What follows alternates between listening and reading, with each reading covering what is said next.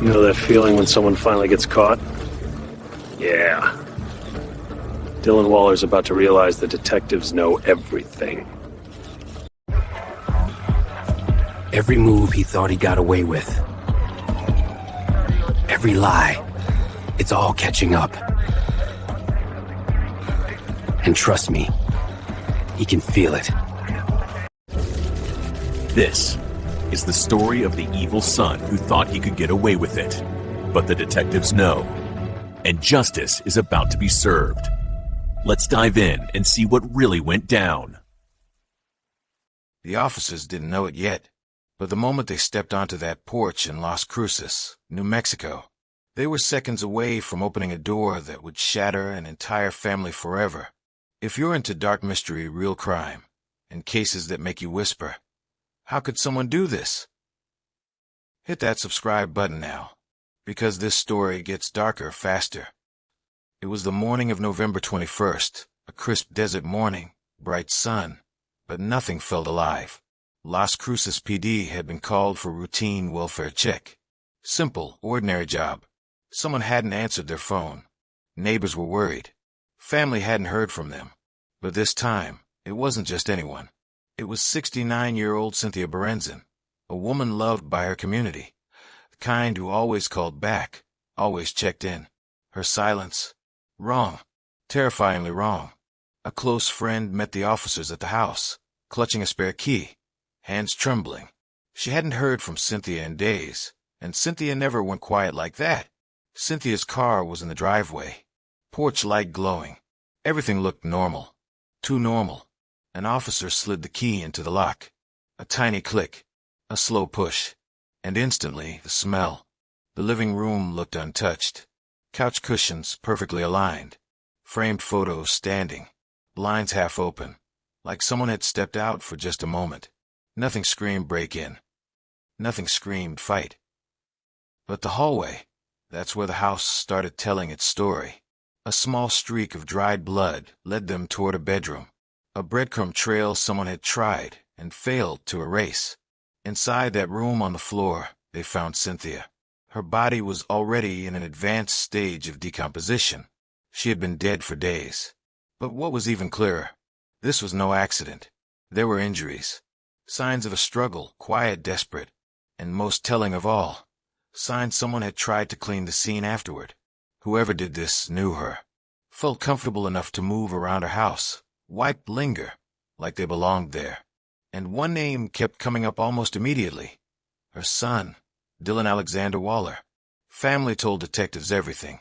Dillon and Cynthia had a complicated relationship, emotional blow-ups, tension, moments of fear, attempts to keep the peace that never lasted.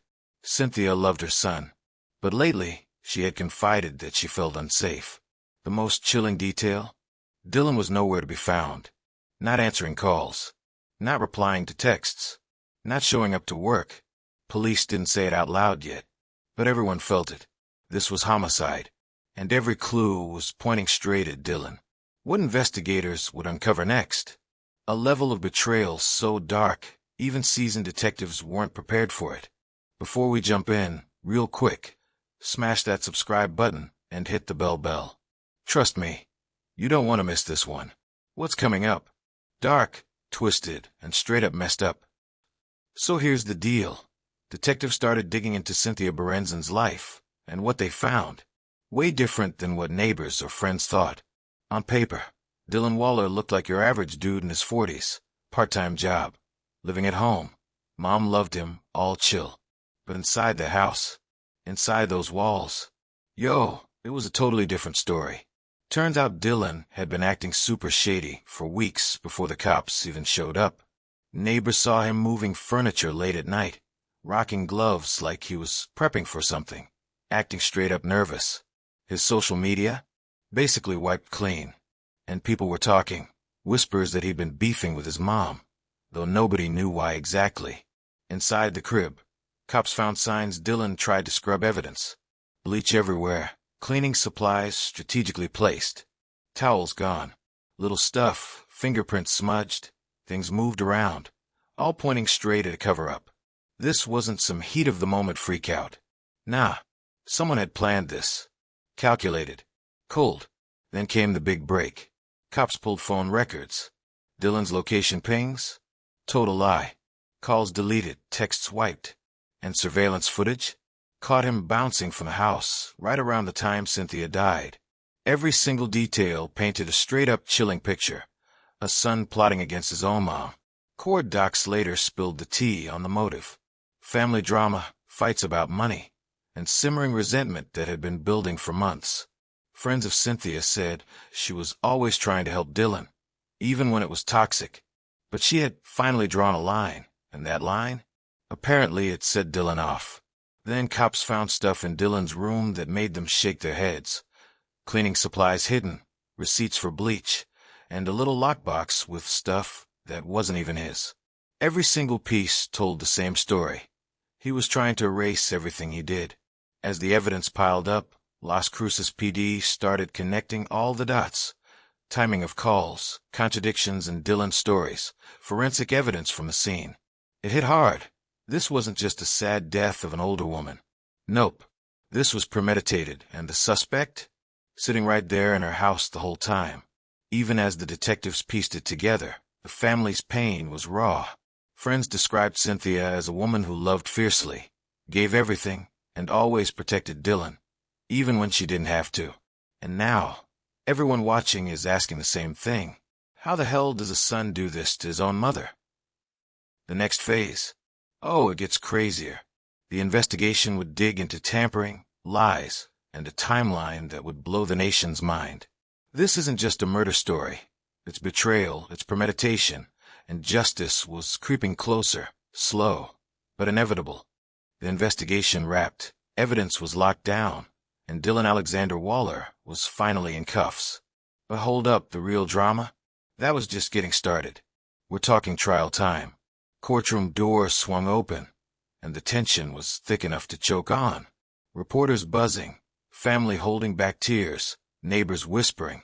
Everyone had an opinion, and everyone had questions. The prosecutors? Oh, they came loaded with a case so tight. Dillon's defense was scrambling before it even started. The prosecution laid it out plain. Forensic reports showing he'd messed with cleaning agents, phone records pinning him at the house at the worst possible times, and surveillance footage catching him straight up lying. Every single piece shredded Dillon's story. That Cynthia's death was natural, that he had nothing to do with it. Nope, not buying it. Witnesses kept coming. Neighbors talking about him acting shady. Family friends recalling heated arguments. Forensic experts breaking down the scene like a puzzle, showing exactly how it had been staged. Every word, another hammer crushing Dillon's credibility. And then the shocker. A receipt for industrial bleach, found in Dillon's possession. Combine that with testimony about the stench and frantic cleaning at the house. The jury saw a clear pattern. Planning, prep, and cover-up. The defense tried to flip the script, painting Dillon as a grieving son, lost, confused, maybe just misreading the situation. But the evidence? Relentless. Texts Cynthia had sent weeks earlier were read aloud. She said she felt unsafe. She feared her own son. The room went silent. Dead silent. Then came a close family friend's testimony. Emotional, raw.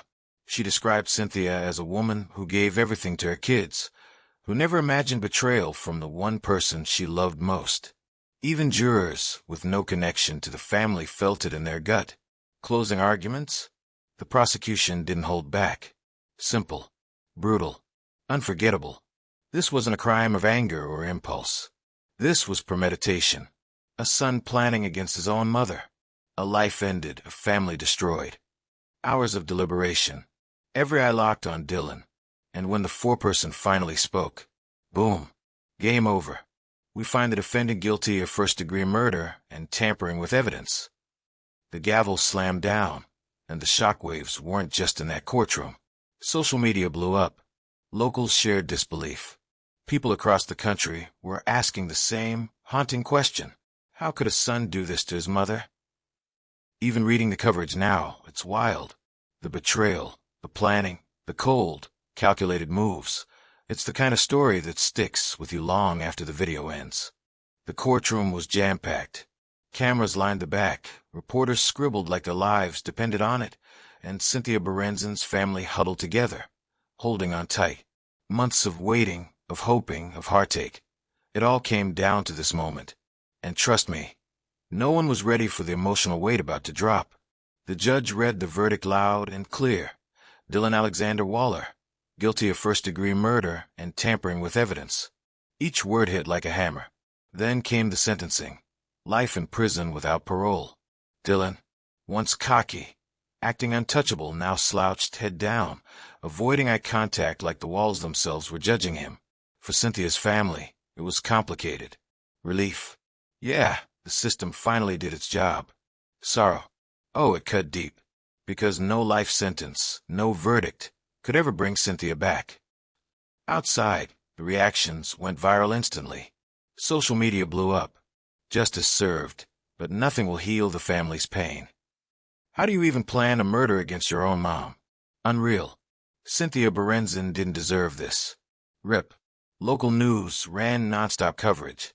The staged scene, the tampering, the betrayal. It shocked everyone who'd ever known Cynthia as the kind, generous, caring woman she was. But here's the kicker. This case wasn't just about one horrible crime. It became a wake-up call. About family dynamics. About spotting red flags. About realizing that danger sometimes comes from the people you trust the most.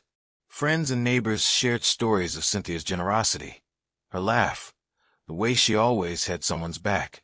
Those memories? That became her legacy. A reminder that how someone lived can shine brighter than the way they died.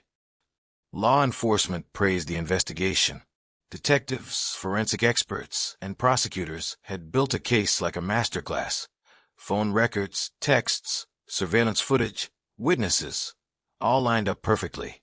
Dillon's attempts to cover his tracks, the bleach, the missing towels, deleted messages, only made it more obvious. Crime may be planned, but the truth always finds a way out. Today, Cynthia isn't just remembered as a victim.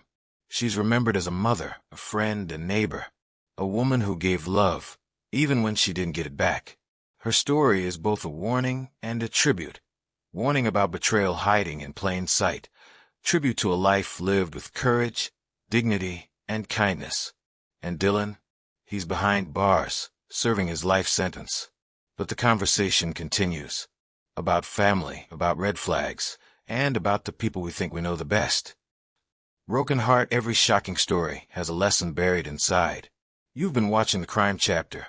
For more gripping true crime stories that dig into the truth behind the headlines, like, share, and subscribe.